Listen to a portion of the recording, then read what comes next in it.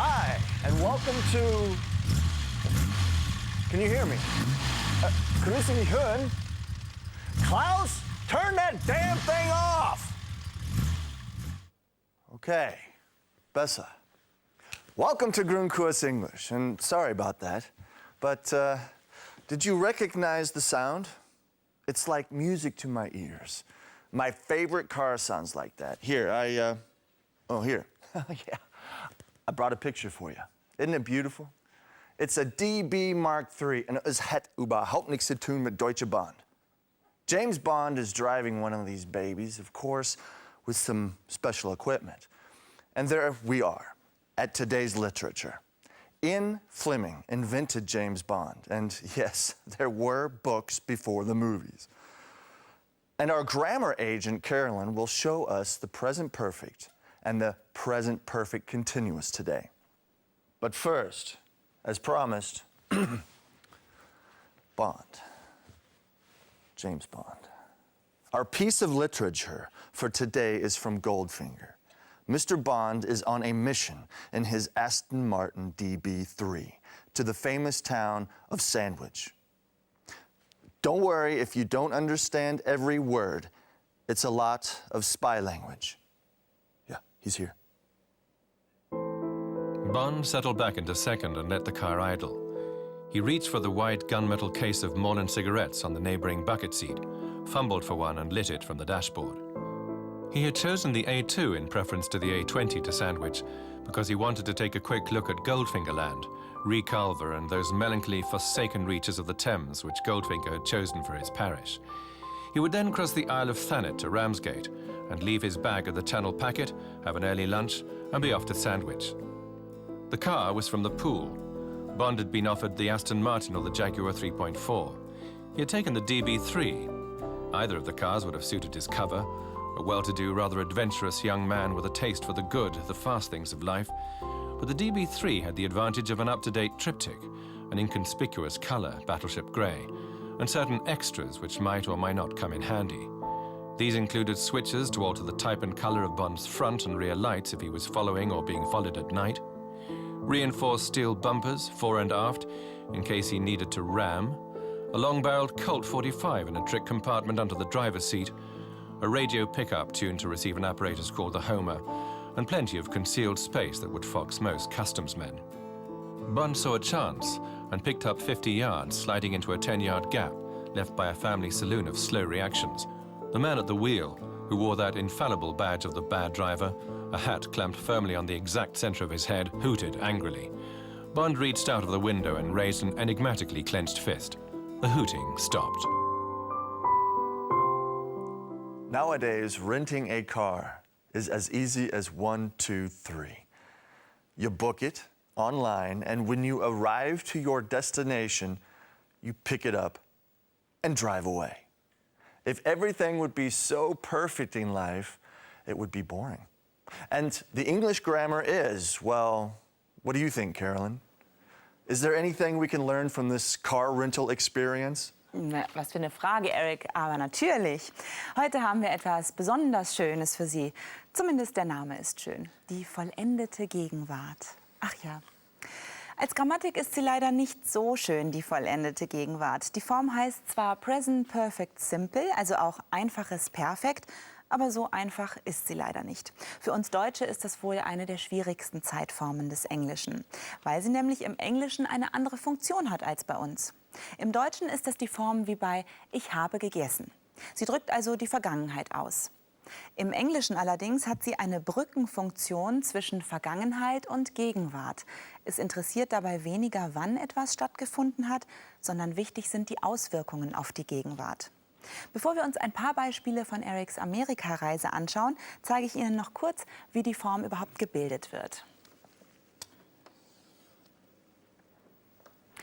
Sie sehen, die Form wird aus have bzw. has bei der dritten Person Singular und dem sogenannten Past Participle des Verbs gebildet.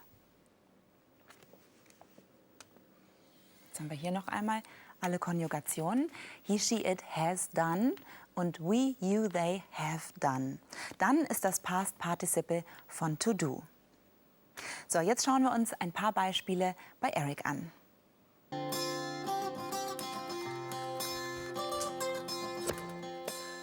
how you doing? Good, how are you? I'm okay. Excellent. I'm all right. I just arrived and I would like to rent a car. I have already made a reservation. Do you have the reservation number? Yes, I do. It's 6467. Have you ever rented a car from us, sir? Yes, I have. I've been renting a car from your agency for a long time. And how often have you rented a car from us? I have lived in Europe for 15 years now. To answer your question, I've rented a car from your agency at least 15 times. Do you have a valid driver's license and a major credit card, please? Yes, I do. Thank you.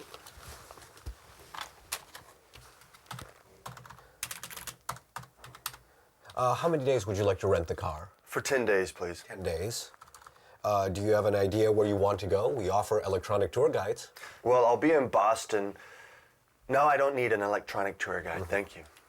One moment while I process your order. I'm gonna call up Uncle Mike. Hi. Uncle Mike, how are you? Yeah, I just landed. Yeah, I'm at the car rental agency. Okay, I'll see you in about a half hour. All right, bye-bye. There you are. I have all your information in the computer. So, here's your key. This is the registration, and this is the delivery survey form. Please fill that out and hand it to the person at the gate. And the car is parked up front, right in front of the building. Okay, well, thank you very much. You're welcome. Enjoy your stay. Bye-bye. Bye-bye.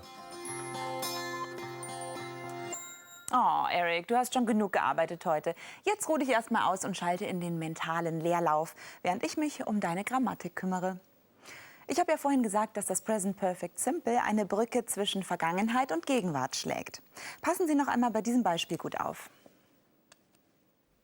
I have already made a reservation. I have already made a reservation. Die in der Vergangenheit abgeschlossene Handlung, die Reservierung des Mietwagens, hat Einfluss auf die Gegenwart. In Folge 6 hatten wir über das Past Simple gesprochen, das wir verwenden, wenn etwas abgeschlossen ist. Das Present Perfect Simple verwenden wir eben, wenn eine Handlung aus der Vergangenheit noch andauert oder gerade eben in der Gegenwart beendet wurde. Diese Grafik macht den Unterschied deutlich. I arrived yesterday. Das ist vorbei, gestern angekommen, heute nicht mehr. I have just arrived ist gerade eben erst passiert.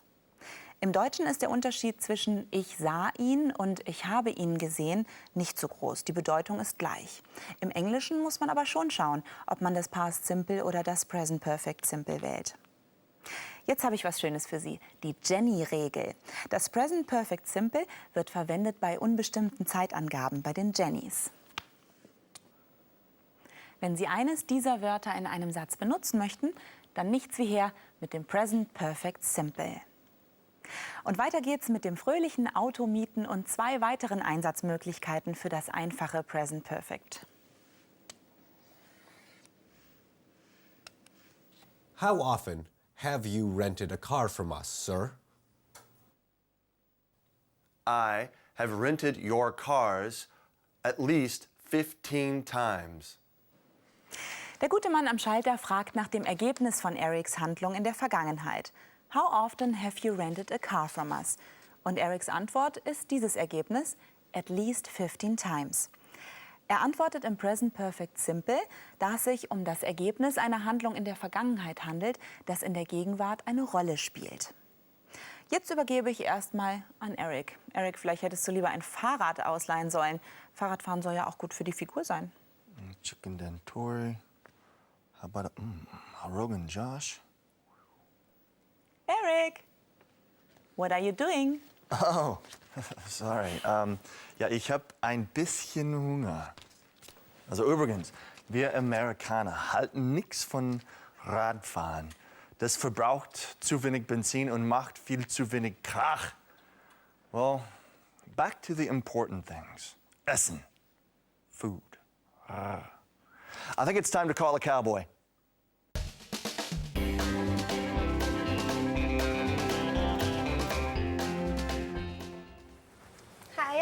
Hello. Hi, I'm fine. How are you? Good. May I take your order, please? Yes, please. I have the menu, please. Oh, okay. Yes, I'll take this menu, please. Oh, this is the menu. Okay. I think it's time to call a cowboy.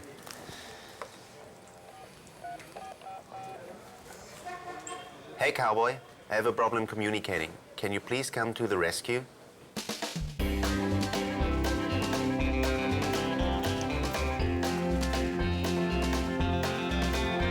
Okay. I'm coming to the rescue.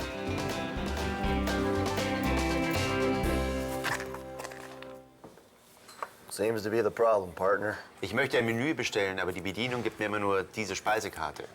Kein Problem. Das deutsche Wort Menü hat mehrere Bedeutungen.